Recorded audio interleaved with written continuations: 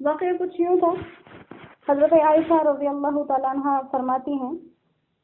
کہ ایک روز ایک صحابی رضی اللہ تعالیٰ عنہ رسول کریم صلی اللہ علیہ وسلم کی خدمت میں آئے اور عرض کی کہ یا رسول اللہ، میرے ماں باپ آپ پر قربان، میرے دل میں آپ کی اتنی محبت ہے کہ میں اپنے گھر پہ ہوتا ہوں، اپنی بیوی بچوں کے ساتھ ہوتا ہوں، تو آپ مجھے یاد آتے ہیں، میں بے چین ہو جاتا ہوں، اور تب تک مجھے چین نہیں آتا جب تک میں آپ کے پاس آ کر آپ کو دیکھ نہ لوں۔ تو مجھے فکر اس چیز کی ہے کہ یہ دنیا فانی ہے، اللہ کے سوا کوئی یہاں باقی نہیں رہے گا، موت مجھے بھی آئے گی، دنیا سے آپ بھی جائیں گے، تو جانے کے بعد آپ کو تو جنت کے اعلیٰ ترین مقام ملیں گے، اور مجھے تو یہ بھی نہیں پتا کہ میں جنت میں پہنچ بھی سکوں گا یا نہیں، اور اگر پہنچ بھی گیا تو میں تو کہیں نیچے کے درجوں میں ہوں گا، میں آپ کی زیارت کیسے کروں گا، مجھے صبر نہیں آئے گا۔ آپ صلی اللہ علیہ وسلم نے یہ بات سنی، جواب نہیں دیا۔ آیت مبارکہ نازل ہوئی، وَمَن يُطِعِ اللَّهَ وَالرَّسُولَ، کہ جو جنت میں میرے نبی کا ساتھ چاہے تو اس کے لیے بالکل آسان سی بات ہے، بشارت آئی ہے ہر اس انسان کے لیے جو اپنے نبی کا ساتھ چاہے جنت میں، تو کہا آسان سا کام ہے کہ اللہ کی اطاعت کرو اور اس کے رسول کی اطاعت کرو، تو جنت میں ان کا ساتھ مل جائے گا۔ تو آپ صلی اللہ علیہ وسلم نے ان کو یہ بات بتا دی۔ اسی طرح کا دوسری احادیث کے اندر آتا ہے کہ جو جنتی ہیں وہ ایک دوسروں کو اپنے اپنے گھروں سے، اپنے اپنے محلات سے دیکھ سکیں گے، جو نیچے کے درجے کے جنتی ہوں گے وہ اوپر والوں کو دیکھیں گے اپنی کھڑکیوں سے، ایسے جیسے ہم زمین سے آسمان کے ستاروں کو دیکھتے ہیں۔ اسی طرح کبھی کبھار جیسے ہم دنیا کے اندر کسی اپنے عزیز رشتہ دار مہمان کو اپنے گھر دعوت پر بلا لیتے ہیں، ایسے ہی اگر کوئی نیچے درجے کا جنتی ان کو دعوتوں پر بلانا چاہے تو وہ ملنے کے لیے بھی آ جایا کریں گے، اور اسی طرح ملاقات کے لیے کم درجے کے جنتیوں کو اوپر والے درجات میں جانے کی بھی اجازت ہوگی۔ یہ جو کم درجے کا جنتی کہا نا، یہ رہائش کے لحاظ سے کہا، جنت کا کوئی بھی درجہ کم نہیں ہے۔ ایک حدیث پاک کا مفہوم ہے، حضور صلی اللہ علیہ وسلم نے فرمایا کہ اگر کسی کو ایک چابک کوڑا رکھنے کے برابر بھی جنت مل جائے تو اسے ہلکا نہ سمجھے، اور یہ ہر انسان جانتا ہے۔ ہم دنیا کے اندر بہت ہی عقل مند کیوں نہ ہوں، ہم بہت بڑے پلان کرنے والے کیوں نہ ہوں، لیکن ہم میں سے کسی کو نہیں پتا جنت کس کو ملنے والی ہے۔ ہماری یہ ساری پلاننگ، ہماری ساری کوششیں، ہماری ساری عقل مندیاں اس دنیا کے اندر چل رہی ہیں۔ مرنے کے بعد کیا ہوگا، ٹھکانے کیا ہوں گے، سزائیں کیا ہوں گی، عذاب کیا ہوں گے، نجات کیسے ملے گی، یہ سب اس رب مہربان کے ہاتھوں میں ہے۔ وہاں کے لیے انسان وہاں رہ کر کوئی پلان نہیں کر سکتا، یہاں جو زندگی گزار کر گئے اسی کے اوپر وہاں کے معاملات چلیں گے۔ تو جنت میں نبی کا ساتھ پانے کے لیے آسان سا فارمولہ بتا دیا کہ ساری زندگی تبصرے کر دینے سے اور زبان سے میں صدقہ یا رسول اللہ کہہ دینے سے انسان کبھی بھی ان کا ساتھ نہیں پا سکے گا۔ ساتھ پانے کے لیے ضروری کیا ہے کہ ان کی اطاعت کی جائے، ان کی اطاعت کی جائے، جو کام ہمارے نبی نے کر کے بتائے وہ کریں، جن سے منع کیا ان سے رکیں۔ اگر ایسا کریں گے تو ان کے ساتھ ہوں گے۔ اسی طرح ایک اور صحابی رضی اللہ تعالیٰ عنہ کا واقعہ لکھا ہے، حضرت کعب بن اسلمی، قبیلہ اسلم سے چونکہ تعلق تھا اس لیے اسلمی کہتے تھے، تو ان کی عادت مبارکہ تھی کہ یہ حضور صلی اللہ علیہ وسلم کے ساتھ رات گزارتے تھے۔ قربان جائیں ایسی ہستیوں کے جنہوں نے ہمارے پاس پیغمبر کے ساتھ ان کی حفاظت میں وقت گزارا، ان کے لیے وقت گزارا، اپنے راحت کو، اپنے آرام کو قربان کیا ان کے آرام پر۔ کبھی کبھی ہمارا بھی دل چاہتا ہے کہ کاش ہم اس وقت میں ہوتے اور ہم اپنے نبی کو دیکھتے اپنی آنکھوں سے، لیکن صحابہ کرام کی محبتیں اور عظمتیں اور ان کی قربانیاں دیکھ کر لگتا ہے کہ اگر ہم ہوتے تو شاید ایسا کر ہی نہ پاتے۔ ہم بڑے کمزور سے لوگ ہیں، ہم ہر معاملے میں پہلے خود کو دیکھتے ہیں، اس کے بعد اللہ اور اس کے رسول کا معاملہ آتا ہے۔ وہ لوگ ایسے تھے کہ جو پہلے اللہ کو دیکھتے تھے، پھر اس کے رسول کو دیکھتے تھے، اپنی ذات تو ان کی کہیں بعد میں آتی تھی۔ یہ رات گزارتے تھے اور تہجد کے لیے جب آپ صلی اللہ علیہ وسلم بیدار ہوتے تو یہ وضو کا پانی اور مسواک وغیرہ آپ کی لا کر آپ کے پاس رکھتے تھے۔ ایک رات انہوں نے ایسے ہی کیا تو آپ صلی اللہ علیہ وسلم خوش ہو گئے۔ آپ نے ان سے کہا کہ مانگو، کیا مانگتے ہو؟ حضرت کعب رضی اللہ تعالیٰ عنہ نے جواب دیا کہ میں جنت میں آپ کا ساتھ چاہتا ہوں۔ آپ نے فرمایا اور کچھ؟ تو انہوں نے عرض کی نہیں، اور کچھ بھی نہیں۔ اس پر آپ صلی اللہ علیہ وسلم نے ان سے کہا کہ اگر تم جنت میں میرا ساتھ چاہتے ہو تو اس ساتھ کے لیے تمہیں میری مدد کی ضرورت ہوگی، تم بھی میری مدد کرنا، تم بھی میری مدد کرنا۔ کس طرح مدد کرنا؟ کہ سجدے کثرت سے کیا کرو، یعنی نفل کثرت سے ادا کیا کرو۔ یہ نہیں کہا کہ جاؤ میں نے کہہ دیا، ان کو عمل سکھایا۔ یہ وہ عمل ہے جب میں تمہارے لیے دعا کروں گا تو تمہارا عمل ساتھ ہوگا، اس کے بعد میری دعا تمہارے لیے قبول ہوگی۔ جیسے کافروں کے حق میں اگر بخشش کی دعا مانگے تو حضور کو اجازت نہیں دی گئی کہ کافروں کے لیے بخشش کی دعا مانگی جائے۔ تو کہا کہ میری تمہیں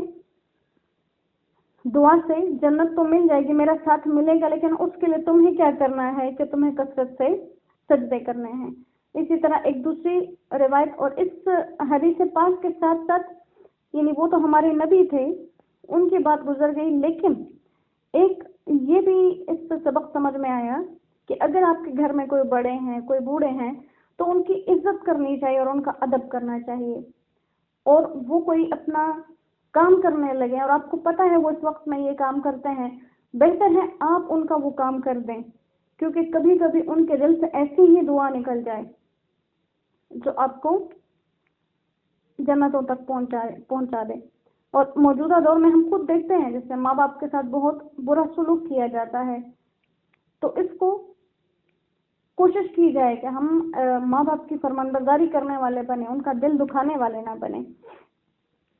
اسی طرح ایک اور حدیث پاک کے اندر آتا ہے کہ ایک شخص حضور صلی اللہ علیہ وسلم کے پاس آئے اور کہا کہ اے اللہ کے رسول صلی اللہ علیہ وسلم، میں اس بات کی گواہی دے چکا ہوں کہ اللہ کے سوا کوئی عبادت کے لائق نہیں اور آپ اللہ کے سچے رسول ہیں۔ میں 5 وقت کی نماز بھی پڑھتا ہوں، زکوٰۃ بھی دیتا ہوں، رمضان کے روزے بھی رکھتا ہوں۔ یہ سن کر آپ صلی اللہ علیہ وسلم نے اس سے جواب دیا کہ جو شخص اس حالت میں مر جائے وہ انبیاء، صدیقین اور شہداء کے ساتھ ہوگا۔ ہاں، شرط یہ ہے کہ اپنے ماں باپ کی نافرمانی نہ کرے، اپنے ماں باپ کی نافرمانی نہ کرے۔ اسی طرح بخاری شریف کی ایک روایت کے اندر یہ بات آتی ہے کہ حضور صلی اللہ علیہ وسلم سے کسی نے پوچھا کہ اس انسان کا کیا حال ہوگا جو کسی جماعت سے، کسی گروہ سے، کسی قوم سے محبت اور تعلق رکھے مگر عمل کرنے میں ان کے درجے کو نہیں پہنچا۔ محبت ان سے کرتا ہے، ان جیسے اعمال ابھی نہیں کر سکتا، کرنا چاہتا ہے لیکن کیے نہیں۔ آپ صلی اللہ علیہ وسلم نے فرمایا کہ قیامت میں ہر شخص اس کے ساتھ ہوگا جس سے اس کو محبت ہے۔ تو حضرت انس رضی اللہ تعالیٰ عنہ فرماتے ہیں کہ صحابہ کرام کو رضوان اللہ علیہم اجمعین، صحابہ کرام کو دنیا میں کسی چیز سے اتنی خوشی نہیں ہوئی جتنی اس حدیث سے، کیونکہ حدیث میں کیا بشارت دی گئی کہ جو جس کے ساتھ محبت کرے گا وہ اس کے ساتھ ہوگا۔ تو صحابہ کی محبت تو اللہ کے ساتھ تھی اور اس کے رسول کے ساتھ تھی۔ تو یہاں پر ایک بات اس سے ہمارے لیے بھی ہے، اگر ہم دنیا میں رہ کر کسی غلط قوم سے، غلط انسان سے جو شریعت اسلامی کے بالکل مخالف ہے، اگر ہم ان سے محبت کرتے ہیں، ان کو جائز سمجھتے ہیں، تو بے شک ہم ان جیسے اعمال نہیں کر رہے۔ قیامت میں ہمارا حشر ان کے ساتھ ہوگا۔ اللہ ہمیں محفوظ رکھ لے کہ ساری زندگی ہم مسلمان کہلانے والے قیامت کے دن کسی غلط صف کے اندر اٹھ جائیں۔ اسی طرح دوسری جگہ پر آئے ہیں کہ ایک حبشی حضور صلی اللہ علیہ وسلم کے پاس آئے اور انہوں نے کہا کہ آپ خوبصورتی میں، رنگ میں، نبوت میں، ہر چیز میں ہم سے بہت بڑھ کر ہیں، تو اگر میں بھی اس چیز پر ایمان لے آؤں جس پر آپ کا ایمان ہے اور ویسے ہی اعمال کروں جیسے آپ کرتے ہیں، تو کیا میں بھی جنت میں آپ کے ساتھ ہو سکتا ہوں؟ اب وہ حبشی تھا، رنگ اس کا سیاہ تھا، اس کو تردد ہوا، شک ہوا، تو آپ صلی اللہ علیہ وسلم نے فرمایا کہ ہاں، تم قسم ہے اس ذات کی جس کے قبضے میں میری جان ہے کہ جنت میں کالے رنگ کے حبشی سفید اور حسین ہو جائیں گے اور 1000 سال دور سے چمکتے ہوئے نظر آئیں گے، اور جو بھی شخص لا الہ الا اللہ کا کہنے والا ہو، اس کی فلاح اور اس کی نجات اللہ کے ذمہ ہو جاتی ہے۔ تو یہ آپ نے فرمایا کہ جنت میں جانے کے لیے رنگ اور نسل کی کوئی جو ہے اللہ تعالیٰ نے تخصیص نہیں فرمائی، اس رنگ کے لوگ جائیں گے، اس رنگ کے نہیں جائیں گے۔ تو یہ بات سن کر وہاں مجلس میں ایک شخص نے عرض کی کہ یا رسول اللہ، جب اللہ تعالیٰ کے دربار میں اتنی سخاوت ہے، معمولی سے عمل سے کوئی بھی بخشا جا سکتا ہے، تو پھر ہم میں سے کیسے لوگ ہلاک ہو سکتے ہیں یا جہنم میں جا سکتے ہیں؟ تو آپ نے فرمایا نہیں، ایسا نہیں ہے۔ بات یہ ہے کہ قیامت میں کچھ لوگ اتنا عمل اور نیکیاں لے کر آئیں گے کہ اگر ان کی نیکیاں پہاڑوں پر رکھ دی جائیں تو پہاڑ بھی ان کا بوجھ نہ اٹھا سکیں، لیکن اس کے مقابلے میں جب اللہ کی نعمتیں آئیں گی اور ان دونوں کا موازنہ کیا جائے گا تو انسان کا عمل بالکل ختم ہو جائے گا،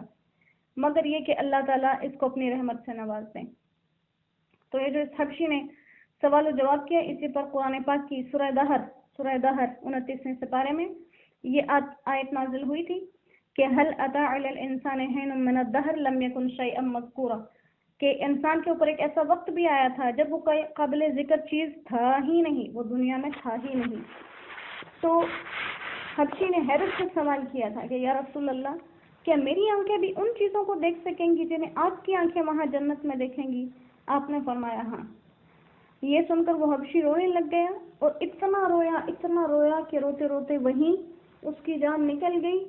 اور قربان گئی ہے اس کے کہ حضور صلی اللہ علیہ وسلم نے اپنے ہاتھوں سے اس کی تجہیز و تقسیم کی۔ اللہ سبحانہ و تعالی ہمیں اپنے حبیب کی محبت دے، کیونکہ یہ محبت ہی ہمیں جنت میں ان کا ساتھ دلائے گی۔ اور محبت کے لیے اللہ نے بتا دیا کہ صرف زبان سے کہہ دینا کہ مجھے نبی سے محبت ہے یہ کافی نہیں،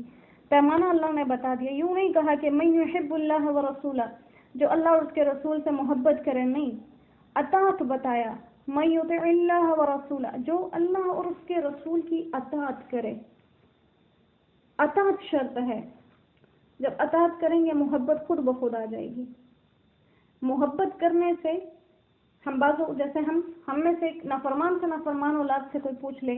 تو میں اپنے ماں باپ سے محبت ہے، تو ہم بڑا لمبا چوڑا دعویٰ کریں گے جی ہمیں تو اپنے ماں باپ دنیا سے بھی عزیز ہیں، اس سے بھی عزیز ہیں، اس سے بھی۔ یہ کبھی بھی نہیں کہیں گے ہمیں اپنے ماں باپ سے نفرت ہے۔ محبت کا دعویٰ ہے لیکن فرمان بردار نہیں۔ اسی طرح علماء فرماتے ہیں کہ ہم اللہ کو تو مانتے ہیں، ہم یہ تو کہتے ہیں اللہ ہے، اللہ کو تو مانتے ہیں، اللہ کی نہیں مانتے۔ اسی طرح ہم ہر عمل میں اس بات کو ہم جانتے ہیں، ہم دوسروں کو سمجھاتے ہیں کہ ہمارے نبی کی زندگی میں دنیا اور آخرت کی فلاح ہے، لیکن ہم یہ کہتے ہیں، کرتے نہیں ہیں۔ تو کہہ دینے سے ہو نہیں جائے گا۔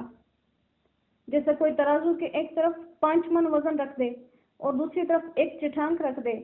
اور کہے کہ اگر اس دوسری طرف بھی اتنا ہی وزن رکھ دیا جائے